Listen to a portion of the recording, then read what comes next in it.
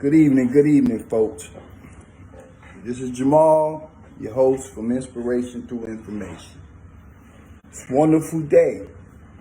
We're here today, naturally, to come together and inspire folks to become a better version of who they are. This is not to say that people are not in a better place.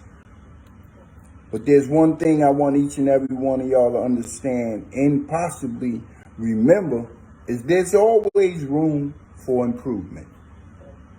The moment you settle for who you are in the here and now, you stop growing. And life is a constant evolution of growth. So therefore, as an individual, you should continue to grow as long as you're here with the breath of life. And with that being said, this is our weekly meeting, right? We will have one every week, right? And we're beginning this process here with a series of developing oneself, right? And this is part one of a 5-part series. It's not to say that it all takes place in 5 parts, but in 5 parts, I hope to encompass the general root of what it will take in order to develop oneself with a formidable foundation. And with a formidable foundation, you can build anything upon. Okay? And in this particular episode, we're going to discuss the Reconstruction Phase.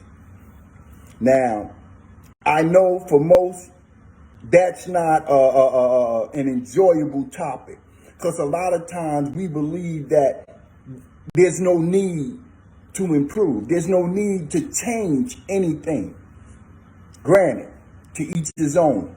I'm just here to show you how, through my own experience, through my own studies, through my own research, anyone else's view, perspective, or opinion is always welcome, right? I'm not here to claim it, but I'm here to share with you factual evidence of how, in order to get to the next phase of your growth, there has to take place some reconstruction. It must take place. So now that we begin in this 5-part series, right? Once again, for anyone who just joined, I'm Jamal. I'm your host, and this is Inspiration Through Information. This information that I share with y'all and expand with y'all is hopefully just meant to inspire you to broaden your perspective. Okay? So in the Reconstruction Phase, which is part 1 of this series of developing self, the Reconstruction Phase is the phase that is going to be the determining factor of what your foundation will develop like. See, a lot of times there's things in our lives that we have to let go of because what they're doing is not allowing our foundation to be strong. It's not allowing our foundation to set. You know, like the mason, the concrete man, when they lay concrete, right, and they go through the process and they smooth it, they hope that no one comes in and tampers with it so that the foundation of the concrete can be strong because it's unified. So in the Reconstruction Phase, this is what the first thing we need to do is sit back and take an assessment of self. Not the easiest thing to do. Because not all of us, but for most of us, we spent our life assessing other people, other things, other situations, and we started incorporating those things into the development of who we are. For example, I'll make it real clean. For example, I don't know if I'm the only one, but I'm quite sure a lot of people have said this or heard someone say this and say, if it was not for this or that, I would be all right. Now, I know that's a common phrase that a lot of folks say. If it was not for this or that, you or you or you, I would be all right. I.e., This is the reason why restructuring needs to take place, because a lot of the things that we built on, a lot of the foundation that we stand on is based off of what other folks have done, said, not done, not said, delivered. All our lives are built off of these things. And we wondering why we cannot stand in a stable posture. It's because our foundation does not belong to us. It does not belong to self. It belongs to grandmothers. It belongs to mothers. It belongs to fathers. Not to say that the things that they taught us was all wrong. The situation is that they taught us so that we can just have a direction to go and find or see what fits our foundation. It's a painful thing to get above age or of age and realize that your whole life has been built off of someone else's perception of what your life should have been. It's not an easy swallow. This is why you see a lot of folks as they get older and they finally make the decision, well, I'm going to live my life for me and I'm going to have fun. That's what it's based off of. That's what it's based on. It's because they built their lives around other people's perception of how their life should be. So in the first part of the development of self, we have to go through the reconstruction phase. So what we do, what that simply means is that we got to take an assessment of self. I'm talking about an honest look at self and everything that's connected to us and see what is of us and what is of something or someone else. The things that belong to something or someone else. Hey sis, how you doing, Constant? It's good to see you, my sister. The things that are ours, that we inputted into our lives. Let's look at that first. Let's take a look at those things first. And we have to ask ourselves, do I still like that part of me? Do I still like that addition that I added to my life? Is it still suffice in this phase of my life? Because what I've come to learn is that what worked in one phase of your life may not work in the next phase of your life. So in order to be able to assess those things, we have to take an honest assessment of self, right? And it's not easy because anytime you look at self and have to say to yourself that like, that might have been a bad decision. Taking on that, holding on to that, believing in that, right? A lot of times the mind will play tricks on you to the point where it says like, well, it's done been with you so long, ain't no need of letting it go now because you're not going to be all right without it. So a lot of times we hold on to things past the expiration date. I'm going to keep it real simple. That means it's spoiled. That means it's no longer suffice for the phase of your life. And you're wondering why your life can't stabilize is because you're holding on to spoiled stuff. So in the reconstruction phase, this is what we do. We start to get rid of the spoiled food. In other words, in the old days, when you used to see a grandmother when they cleaned out the refrigerator. I mean, when they cleaned out the refrigerator, they cleaned out the refrigerator. Like, they took everything out. They took everything out. They scraped up the ice. They got rid of the cold things. They took these things out. They washed it. They showed that they did everything so that the refrigerator basically can look as new as possible.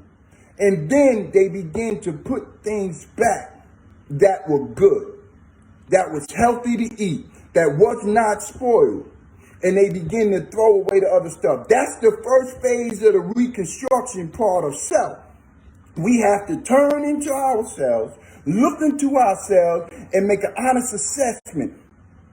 The fear, and I'm sharing this with you from experience, fear of not knowing what's going to replace it can cause you to hold on to it.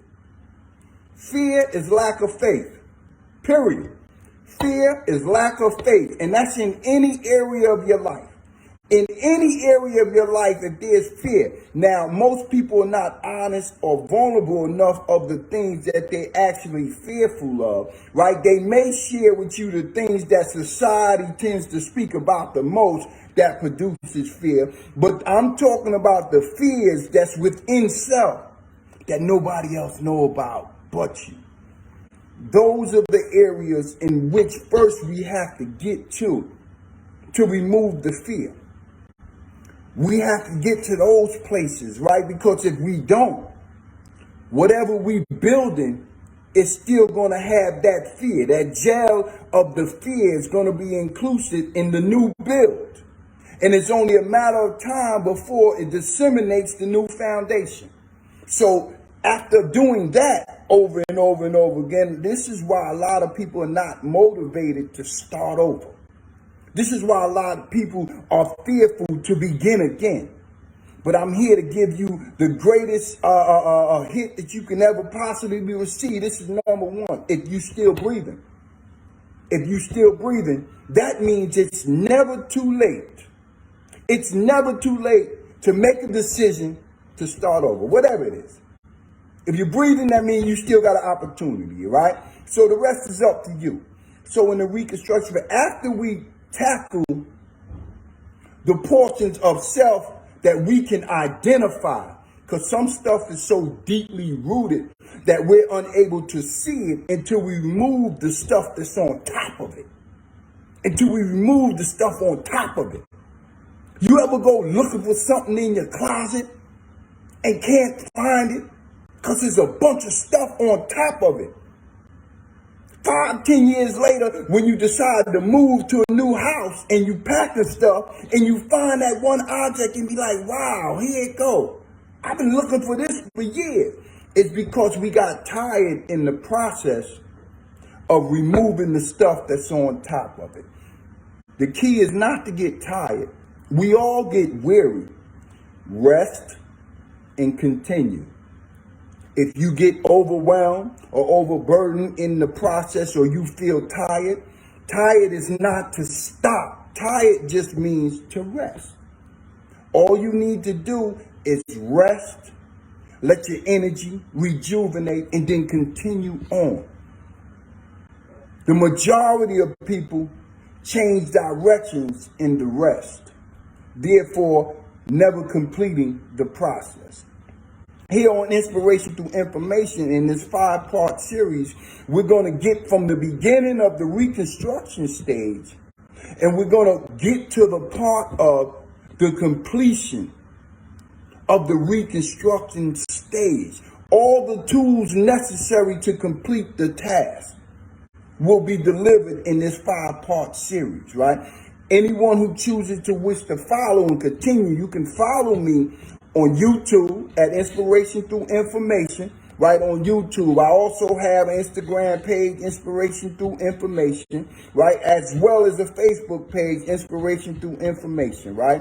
I also am on TikTok, but that's just for enjoyment purposes at Lord Jamal, right? But the main component is YouTube, right? Follow me on YouTube, right, as we continue in this series that we will begin embarking on. Today is just an informative process of what's to come. And I'm giving y'all some of the food so that therefore you can begin dissecting it on your own. You can also begin implementing the first suggestion that I delivered to y'all by taking an honest assessment. For some of us, it's going to take longer to really look at ourselves on a deeper level, and that's because we covered ourselves up with a whole lot of stuff through our years, through our beliefs and other people's perceptions of who we are. What I'm saying is that folks may not have an ill manner or ill perception of what they would like your life to be. Some folks actually see your life being in a good state. But what I'm here to tell you is that, guess what? If you did not develop that in you, it will go If those people decide to go from your life, sometimes if they naturally leave your life, which when I say naturally leave your life, I'm talking about through the death process. The death process is the inevitable. We all shall leave this earth physically, right? A lot of times, the part of our lives that we're living through the perception of their life also leaves with us. And this is why we feel so empty. This is why we feel like we can't go on without them. This is why we feel like, why should I continue wanting to live if the thing that I was living for is no longer here? This is why. This is why. This is what we felt we wanted to do because of what they seen in us. But if it's not honestly the vision that you see in you, it has the ability to leave you. See, one thing that's for certain and two things for sure. When we tend to think bad about ourselves, no matter what nobody else says about us, it doesn't have a stronger sound to our spirit than what we say about ourselves. No one's voice is stronger in us than our own voice, which is the voice, the spirit that's connected to God, period. So if my spirit is thinking low, my response to myself is going to be low, period. I don't care who's preaching over you. I don't care who's praising over you. I don't care who's giving you positive affirmation. I do not care what type of good energy is being sealed your way. If that energy is not already activated in you, it will not be received. It'll be taken on just so folks can leave you alone. And once they leave you alone, you will return back to that state in which you see yourself. This is what I've come to understand. Hey, Dr. Ebony, it's good to see you. Once again, congratulations, cousin.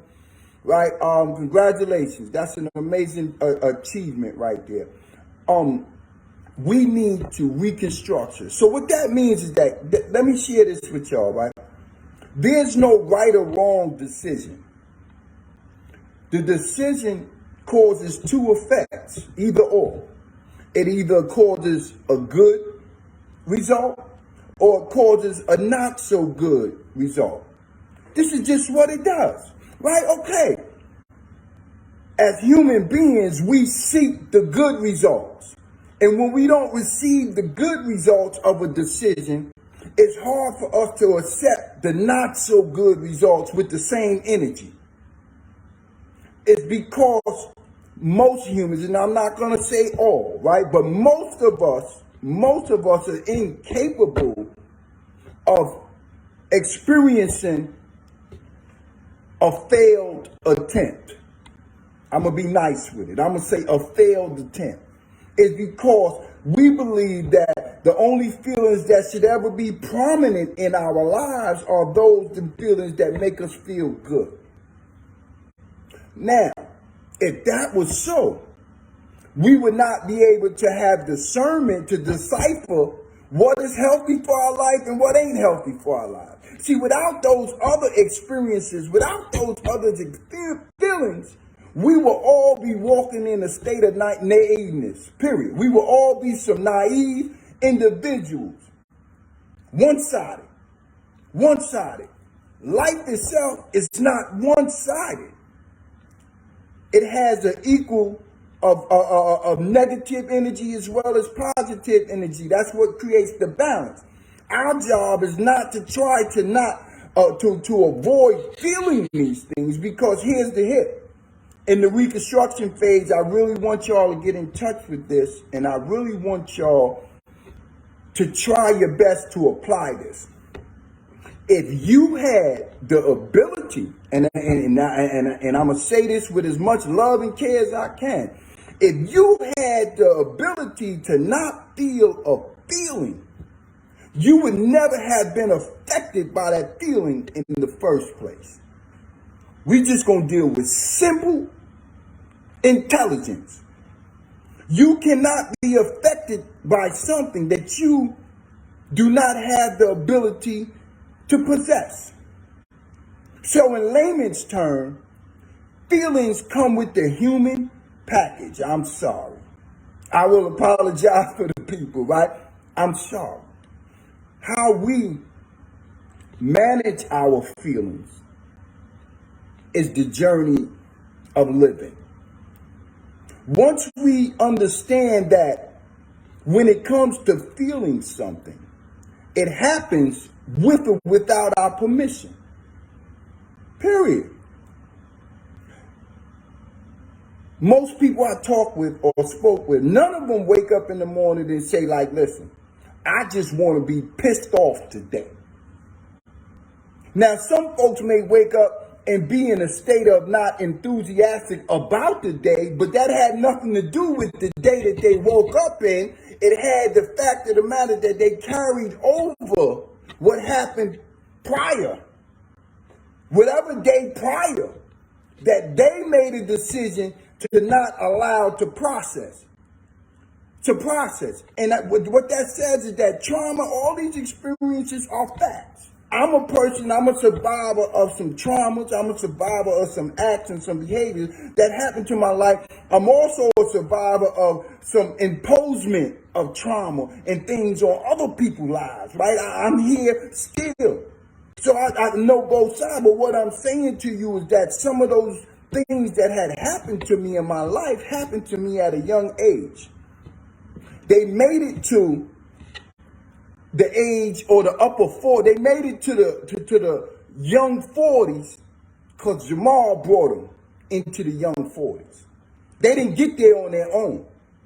It's because Jamal never ever had the ability, the courage, or whatever it took to let them go. And the reason why is because I had them so long that I was fearful that without them, I would be empty. See, the fear being empty inside, it's fear, it's real fear.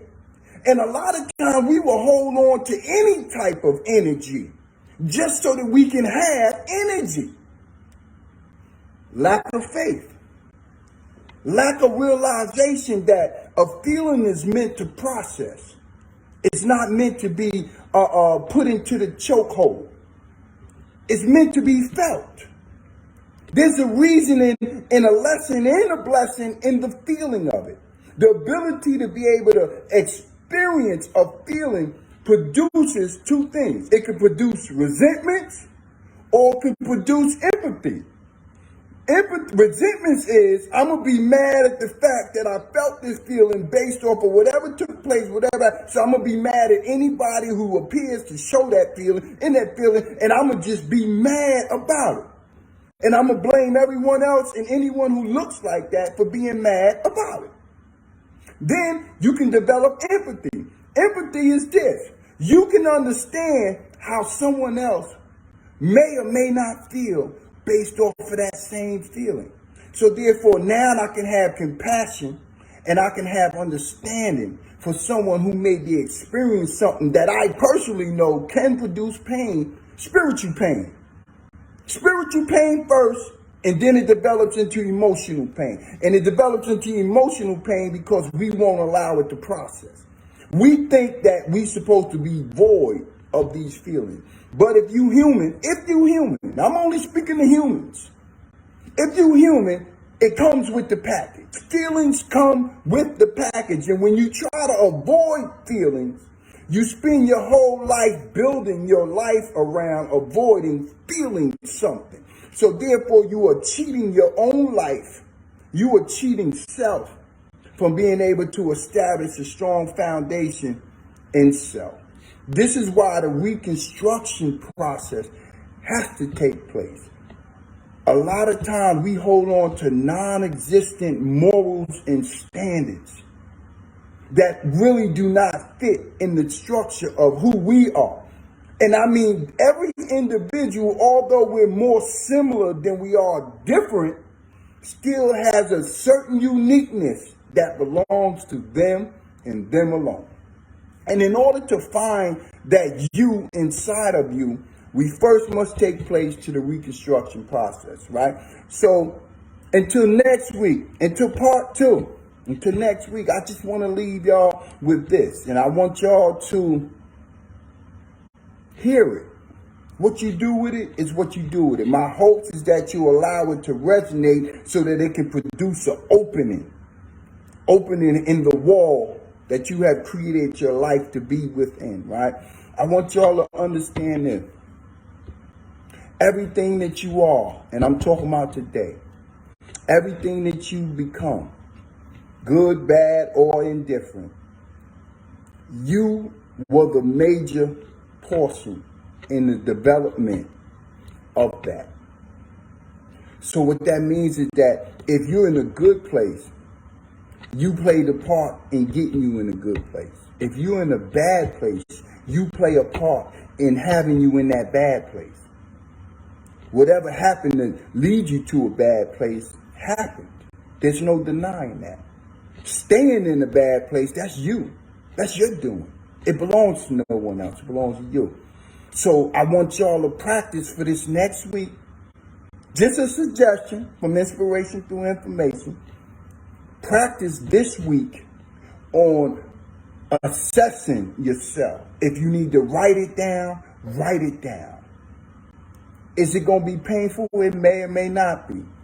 I'm not one who knows the instruments of your life unless you share them with me. Other than that, I've shared mine with you. Anyone who's interested in whether or not I have anything to stand on when I'm speaking about this right here, right, can always look up my book. It's on Amazon, right? It's called, it's by Jamal Holmes, which is me, your host, right? And you can definitely look it up, right? And on Amazon, Through the Pain, Into the Purpose. Through the pain, into the purpose. So in understanding that sometimes pain is a developing factor to the freedom in which you seek for self. It's not always a smooth road. Pain molds certain things in you and out of you to help build the character of you. So for this next week, I want y'all to just try it. Try it. I promise you, it will open your mind. It will broaden your perspective on how and why it is important. Before you build anew, you have to first reconstruct the you that you are today. So that tomorrow, if you see a tomorrow, which will end up today, you'll be a better version of you. So until next time, this is Inspiration Through Information, man. I want each and all of y'all to have a blessed evening. I hope everyone have made it safe home to their abode. I've made it to mine, and I'm grateful that I'm back home with my family. So until next week, blessings, peace.